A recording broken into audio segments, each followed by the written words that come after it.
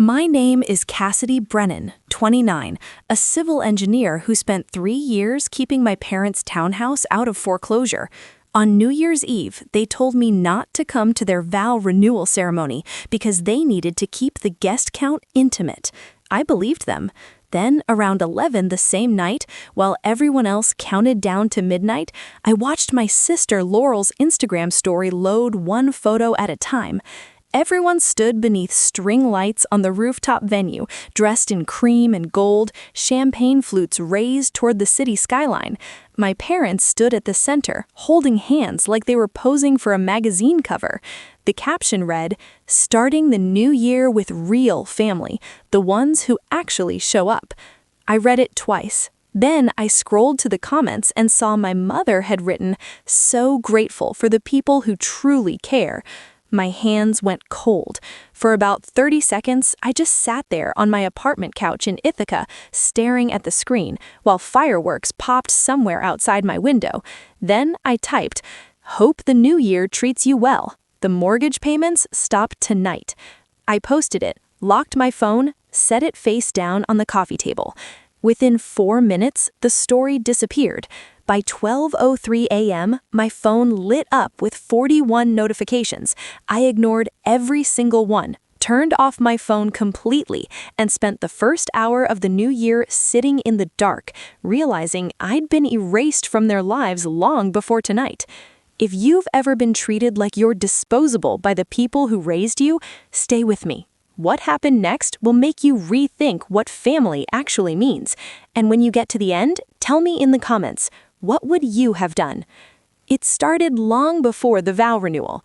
Growing up, Laurel was the sun and I was the background. She could finger paint a blob on construction paper and my mother would tape it to the fridge for months. I once placed second in a regional math competition, and my mother slid the certificate into a drawer before dinner, telling me not to make Laurel feel bad. Even as a kid, I learned that Laurel's smallest effort earned applause, while my biggest wins earned silence. The pattern deepened as we got older. When the water heater burst, I wired money from my first engineering internship. When my father's car broke down, I sent another check, and nobody said thank you. They just moved on like it was expected. Every time something broke, my phone rang, not to ask how I was doing, just to tell me what they needed. I convinced myself I was helping because it was the right thing to do. Deep down, I think I hoped they'd finally see me as valuable. They never did.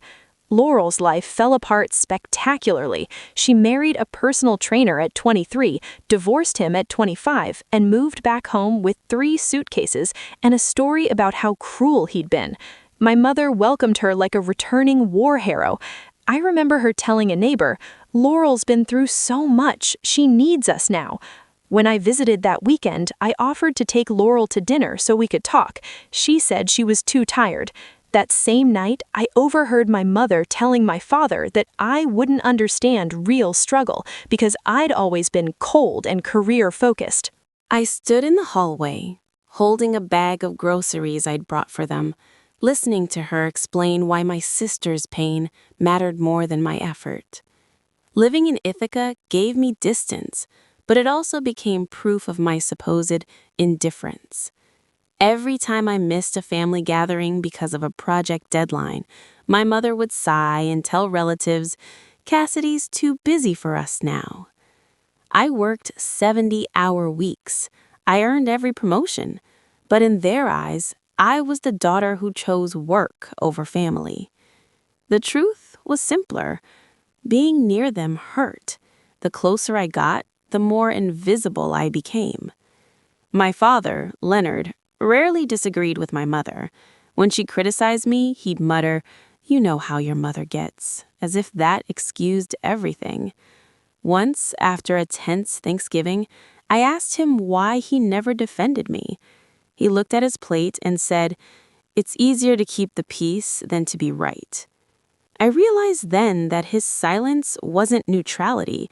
It was choosing her over me every single time. The years blurred together, marked by phone calls that always started with small talk and ended with requests. "Can you help with the roof repair? Laurel needs a little extra this month." I gave not because I wanted to, but because I couldn't stand the guilt of saying no. It wasn't until recently that I noticed they only called when something was broken. When everything was fine, I didn't exist. Sometimes, late at night, I scrolled through old family photos on my phone. Laurel's arm was always around my mother. My father always stood beside them. And me? I was off to the side, half-cropped, smiling like I didn't notice. It wasn't intentional, I told myself, but deep down, I knew it mirrored real life. I had become the backup plan, the safety net, the invisible one who paid for things but didn't get invited to celebrate them. People say family love is unconditional. Mine came with invoices. 3 weeks before New Year's Eve, my mother called. Her voice had that syrupy sweetness that always preceded bad news. She asked how work was going, said she hoped I wasn't too stressed, then mentioned they were finalizing plans for their vow renewal ceremony. She said the venue had limited capacity, that they'd invited some old friends who confirmed late, that it was complicated trying to fit everyone in. Then she said, "I hope you understand, sweetheart. It's not personal. We love you." I sat at my desk, half listening to her voice through my phone speaker while I reviewed blueprints for a bridge project. The words didn't register as pain right away. They just hung there, waiting for meaning. I told her it was fine, that she should enjoy the night. She sounded relieved when she hung up. 2 hours later, a text from Laurel appeared. "Don't overthink it, okay?" Followed by a heart emoji described as text. I stared at the message longer than I should have. Laurel had a talent for making condescension sound like comfort. The text wasn't reassurance. It was confirmation that I'd been cut out, and she knew it. I started typing a response 3 times, then deleted it and left the message unanswered. That evening, my coworker Ramona noticed I was quieter than usual. We'd shared the same office floor for almost 3 years, and she had a way of reading my moods without asking invasive questions. She suggested we grab tea before heading home. At the small cafe 2 blocks over, she waited until I spoke first. I told her about my mother's call, about the limited capacity, about Laurel's text. Ramona stirred her tea slowly, her expression calm but sharp. Then she said, "They only value the version of you that pays their bills." The sentence landed like a stone dropping into still water. I almost laughed because it sounded harsh, but it was also completely true. Ramona didn't say it to be cruel. She said it because she saw what I refused to admit. I told her I'd been the one sending money for years, that my parents only reached out when something needed fixing. She nodded like she'd already guessed. Then she said, "Stop fixing everything." I wanted to tell her it wasn't that simple, that families don't just break cleanly. But the truth was, I didn't know how to stop. When we left the cafe, the January air bit at my skin, sharp and clear. I imagined my mother and Laurel sitting together somewhere warm, planning seating arrangements, deciding who mattered enough to attend. I wondered if there had ever been a moment when my presence felt necessary instead of inconvenient. That night, I went online and ordered them a gift, a silver picture frame engraved with 30 years strong. It wasn't expensive, just thoughtful. I wrapped it carefully, wrote a card that said, "Congratulations on 30 years, wishing you many more," and mailed it the next morning. 5 days later, a package appeared on my doorstep. The return address was in my mother's handwriting. Inside was the same picture frame, still wrapped, with a note that said, "We have enough already." I stood in my apartment hallway, holding the box, unsure whether to feel angry or humiliated. The words were polite, but the message was clear. My effort was unnecessary, just like me. That evening, Laurel called. Her voice had that fake brightness that always made my chest tighten. She said my mother didn't mean to hurt my feelings, that it was just a misunderstanding, that I shouldn't be so sensitive. I told her I wasn't upset, though my throat felt tight. Before hanging up, she added, "You know how Mom gets when she's planning something big." I knew exactly how my mother got. What hurt more was realizing Laurel always defended her, even when she knew it was wrong. After the call, I sat by my apartment window and watched snow begin to fall over the city. My reflection in the glass looked tired. I thought about what Ramona had said, that maybe they only valued the version of me that provided, that stayed quiet, that didn't ask for a seat at their table. For the first time, I wondered if love built on obligation was love at all. I didn't cry, I just felt a strange calm, the kind that comes after you stop expecting things to change. I unplugged my phone for the night and went to bed early, deciding there was nothing left to say. The ceremony would happen, I wouldn't be there, and somehow that thought didn't hurt as much as it should have. New Year's Eve arrived cold and still. I spent the afternoon organizing my apartment, trying to distract myself from thinking about the vow renewal happening across town. I wasn't expecting updates. I'd already made peace with being excluded. Then, around 11:30 p.m., I opened Instagram. Laurel's story sat at the top of my feed, glowing with that little colorful ring that meant new content. I hesitated, then tapped it. The photo loaded slowly. First the string lights, then the faces, then the champagne glasses raised against the night sky. Everyone stood together on a rooftop venue overlooking the city, dressed in cream and gold like they'd coordinated weeks in advance. My parents stood at the center, hands clasped, smiling like they were posing for a magazine spread. Around them stood relatives, neighbors, even people I barely recognized. The venue looked spacious. There was no limited capacity. There were at least 40 people in that photo. The caption read, "Starting the new year with real family, the ones who actually show up." My eyes blurred slightly, but I forced them to focus. I scrolled down to the comments. My mother had written, "So grateful for the people who truly care." Laurel had replied to someone with, "Best night ever. This is what family looks like." Every comment praised how beautiful they all looked, how strong the family bond was, how lucky my parents were to have such devoted children. I read the caption again, then again. The words didn't soften with repetition, they sharpened. My parents didn't just exclude me, they made it public. They turned my absence into a statement. My hands were shaking slightly as I tapped the comment box. I typed, "Hope the new year treats you well. The mortgage payments stop tonight." I stared at the sentence for about 5 seconds. Then I hit post. The comment appeared beneath the photo, plain and factual. No anger, no insults, just truth. I locked my phone and set it on the coffee table, screen facing down. For about 3 minutes, nothing happened. Then the notifications started. 1, 5, 12, 26, 41. I didn't look. I just sat there on my couch, listening to the muffled sound of fireworks outside as the city counted down to midnight. Somewhere across town, my family was celebrating, and here, in my small apartment, I was finally choosing myself. At 12:03 a.m., I turned off my phone completely. The silence that followed felt clean. I stood by the window and watched the snow continue to fall. The new year had started, and for the first time in 3 years, I wasn't sending a mortgage payment. I wasn't answering their calls. I wasn't pretending everything was fine. I was done being the invisible sponsor of their perfect image. 2 weeks passed and silence became expensive. I stopped sending the mortgage payments the same night I posted that comment. For 3 years, my bank account had released the same amount every month like clockwork. $1,300 on the first of each month, no questions asked, no gratitude received. The moment I stopped, the quiet that followed felt heavier than I expected. The first week was calm. The second week started to crack.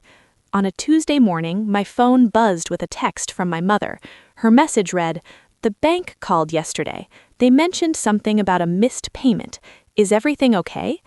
The tone was carefully confused, like she genuinely didn't understand, but beneath the politeness sat accusation. I read it twice and didn't respond. 4 hours later, another message appeared. "Leonard tried calling them, but they said it's urgent. Can you look into this?"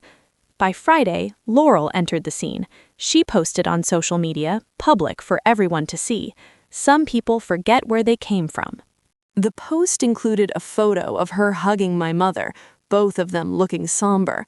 The comments flooded in immediately. "Stay strong. Family is everything." Laurel responded to each with heart emojis and crying face emojis, performing grief for an audience that didn't know the full story. I scrolled through once, closed the app, and tossed my phone onto the couch. 4 days later, a thick envelope appeared in my mailbox. The return address belonged to Riverside Credit Union. At first, I thought it was a mistake. I hadn't lived in my parents' townhouse for years. The envelope felt heavy, official. I tore it open and scanned the first page. My name was printed in bold letters across the top. Cassidy Brennan, co-borrower and guarantor. My chest tightened. This wasn't about late payments. This was about a refinance. The loan had been restructured 2 months earlier, in November, with a significantly higher principal amount. I flipped through the pages, my hands shaking slightly. Every signature line carried my name, but I never signed anything. I never agreed to this. The next morning, I called the bank. After being transferred through 4 departments, a voice finally introduced himself as Philip Grayson, the loan officer who processed the refinance.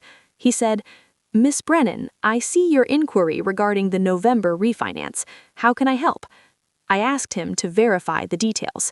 There was a pause before he answered. The refinance was processed on November 18th. The primary borrowers listed are Leonard and Evelyn Brennan, with your signature authorizing the guarantee. The documents were submitted electronically. My pulse quickened. I told him I never signed anything, that I needed copies immediately. Another pause, then, "We have digital records on file. The signature matches prior authorizations in our system." Someone had used my saved credentials, my digital signature from the original mortgage setup, and applied it to a new loan without my knowledge. I pressed further. I asked for timestamps, IP addresses, submission logs. Philip grew cautious. "Legally, I can provide that information through a formal dispute process. If you are alleging fraud, we'll need to open an internal investigation." I thanked him, wrote down his name and extension number, and ended the call. The messages from my mother continued. "Cassidy, we need to talk." Then, "You're being unreasonable." Finally, "You're tearing this family apart." I didn't respond to any of them. That evening, I searched through my email archives. Buried among hundreds of unopened messages, I found it. An automated notification from Riverside Credit Union dated November 19th. The subject line read, "Refinance confirmation. Action required." I had ignored it at the time, assuming it was spam. Now, as I opened the attached PDF, the full picture emerged. The application had been submitted using credentials tied to a joint account access I'd set up years ago. I had left that access open, trusting they wouldn't misuse it. That trust had become their weapon. I printed every page, highlighted every date, every IP address, every timestamp. The stack grew thick, each sheet a piece of evidence that this wasn't a mistake. Later that night, I sat down at my laptop and drafted an email to Philip Grayson. The subject line read, "Formal dispute, fraudulent authorization." My hands no longer shook. I attached every piece of evidence, requested an immediate account freeze, and copied a lawyer I'd found online earlier that day. When I hit send, the silence that followed felt earned. Before you keep listening, drop a comment and tell me where you're watching from, and whether you think Cassidy should have confronted her family in person or handled it exactly like this. I want to know what you'd do. By mid-January, the truth had legal weight. I met with an attorney named Fiona Marsh, a real estate fraud specialist. Her office was located in a narrow building near the university, lined with bookshelves and case files. She read through my documents in silence. When she reached the refinance agreement, her eyes narrowed slightly. Then she leaned back and looked at me directly. "Miss Brennan," she said, "this is textbook identity fraud. The electronic signature was reused without your knowledge or consent. Whoever accessed your credentials committed a felony." Fiona explained the next steps carefully. We would report the fraud to the bank, freeze the account, file a police report, and initiate a civil lawsuit to remove my name from the loan. When I left her office, the folder in my hand felt heavier than before, not because of the paper, but because of the finality it represented. That afternoon, Philip Grayson sent an email with detailed transaction logs, timestamps, and system access records.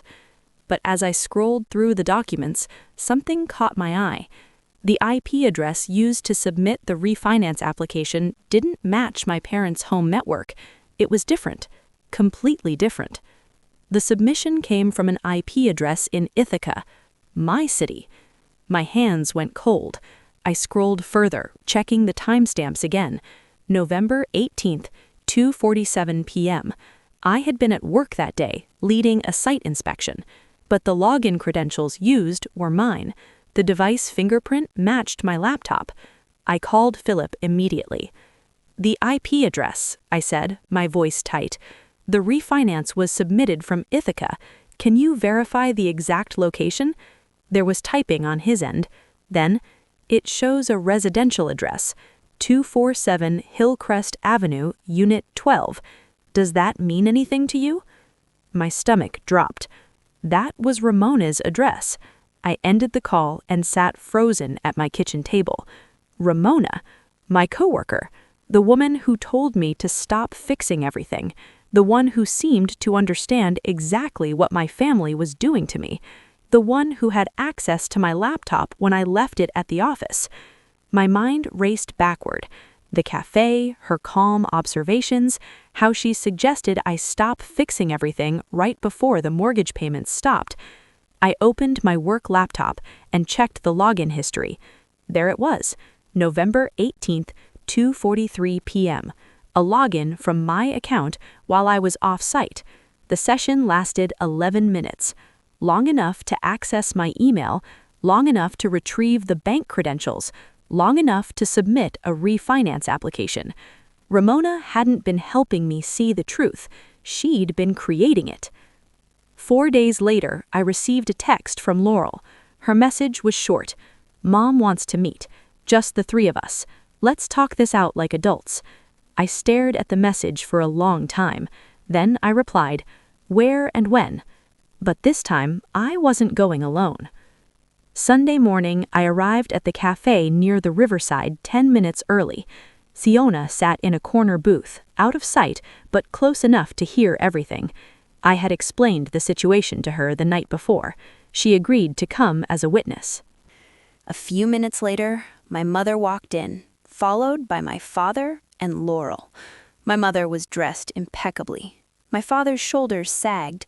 Laurel's expression was tight, defensive. Laurel started with a forced smile. "Cassidy, I'm glad you came. Things got messy over the holidays. Let's just clear the air and move forward." My mother nodded, stirring her coffee slowly. "We all made mistakes, but we're family. We can fix this." I looked at her, then at the folder beside my cup. "Fix what, exactly?" "You used my name to refinance your loan," I said quietly, "without my knowledge, without my permission." "That's not true," Laurel said quickly, her voice sharp. "There must be some mistake. Maybe the bank." "The bank has records, timestamps, IP addresses, digital fingerprints." My mother's face paled slightly. My father shifted in his seat, but said nothing. I slid the first document across the table. "This shows the refinance was submitted electronically on November 18th using my credentials." Laurel glanced at the paper, then back at me. "We didn't do that. We don't even know how to—" "You're right," I said. "You didn't." The table went quiet. I pulled out a second document. The submission came from 247 Hillcrest Avenue, Unit 12, Ithaca. My mother blinked, confused. "We've never been to Ithaca." "I know," I said, "but Ramona has. She lives there." Laurel's expression shifted, just slightly, a flicker of recognition, panic that crossed her face before she could hide it. "Who's Ramona?" my mother asked. "My coworker," I said, watching Laurel carefully. The one who had access to my laptop, the one who told me to stop helping you, the one Laurel has been messaging for months. Laurel's face went rigid. That's insane. I don't even know her. I pulled out my phone and opened a screenshot, a text thread between two numbers. One was Laurel's, the other belonged to Ramona. I had pulled the records from my phone company that morning after Fiona subpoenaed them. The messages were all there. Laurel asking Ramona to get close to me, Ramona updating Laurel on my work schedule, Laurel sending instructions on how to access my banking credentials, and finally, Ramona confirming, it's done. Application submitted. They'll never know. I slid the phone across the table. My mother leaned forward, reading the messages, her face drained of color. My father finally looked up, his expression somewhere between shock and horror. Laurel stared at the screen, her jaw tight. Then she laughed, a short, bitter sound. You can't prove that's real. The phone company can, neither can the bank's forensic team, or the police. The word police landed like a stone. Laurel's smile cracked. This is ridiculous. You're making this up. You didn't just exclude me, I said, my voice steady. You set me up. You used someone I trusted to commit fraud in my name so you could refinance the house and blame me when it all fell apart. My mother's hands trembled. Laurel, tell me this isn't true. Laurel didn't answer. She just sat there, her face hard, her eyes cold. My father finally spoke, his voice low and broken. Why would you do this? Laurel turned on him. Because she always acted like she was better than us, always sending money like it made her special. I wanted her to feel what it's like to lose everything. The silence that followed was suffocating. I stood, gathering the documents. Ramona's already been arrested. She gave a full confession this morning in exchange for a reduced sentence. She named you as the one who planned everything. Laurel's face went white. The district attorney will be in touch, I added. Fiona, my attorney, is right over there if you'd like to discuss your legal options. I gestured toward the corner booth. Fiona raised her coffee cup in acknowledgement. My mother looked at me, her voice barely a whisper. Cassidy, I didn't know. I swear I didn't know. I believed her, but it didn't change anything. Keep the house or lose it, I said quietly. Either way, I'm done. I turned and walked toward the door. Behind me, I heard my mother's voice crack, but I didn't look back. Outside, the January air bit at my skin, cold and sharp, but it felt clean. For the first time in years, I walked without the weight of their expectations. 3 months later, the charges became public. Laurel was arrested in early February and charged with identity theft, wire fraud, and conspiracy to commit financial fraud. Ramona received 18 months in a minimum security facility and was required to pay restitution. The townhouse went into foreclosure by March. The for sale sign now carried a red sticker, bank owned. I passed by it once in early April. The garden was overgrown. The porch lights never turned on. The house looked hollow. My mother called once after the foreclosure was finalized. Her voice was small, broken. I didn't know what Laurel was planning, she said. I'm sorry. It was the first time she'd ever said those words to me. I know. And then I hung up. By late April, I moved into a new apartment in Rochester. It was small but bright, with large windows overlooking a quiet park. I bought secondhand furniture and assembled it myself. For the first time in years, every object in that space belonged solely to me. Each morning, I brewed coffee and watched the city wake up. Sometimes I thought about Laurel, sitting in a cell, realizing that her need to destroy me had destroyed her instead. But mostly I thought about how easy it had been to walk away once I finally let go. When the final court decision arrived in May, it confirmed everything. My name was removed from the loan. The fraud conviction meant I bore no financial responsibility. The judge's ruling included language about deliberate and malicious intent to cause financial harm. Reading those words, I felt no satisfaction, only closure. Philip Grayson sent a short email. "The case is resolved. I'm glad justice was served, Miss Brennan." I replied with 2 words, "Thank you." At night, the quiet of my apartment grew deep, but not lonely. I learned to enjoy the rhythm of my own company. I cooked dinner for one, read books without interruption, let music fill the space when I wanted noise. I no longer waited for apologies or reconciliation. Some stories don't end with forgiveness. Some simply end. One evening in early June, I found an old photograph, a family portrait from years ago, all of us standing in front of that same townhouse. We looked happy then, maybe because we believed we were. I stared at the image for a long time, then slipped it back into the envelope. The past could stay archived. Life in Rochester wasn't glamorous, but it was mine. I paid my rent, my bills, and slept without checking my phone for emergency messages. I no longer measured my worth in sacrifice. My peace didn't need witnesses. It only needed space to exist. On a warm evening in late June, I stood by my apartment window and watched the city lights blur against the summer dusk. This wasn't the life I'd planned, but it was the life I chose. And as I turned off the lights and walked toward my quiet bedroom, one thought settled clearly in my mind. Peace was the most expensive thing I ever bought.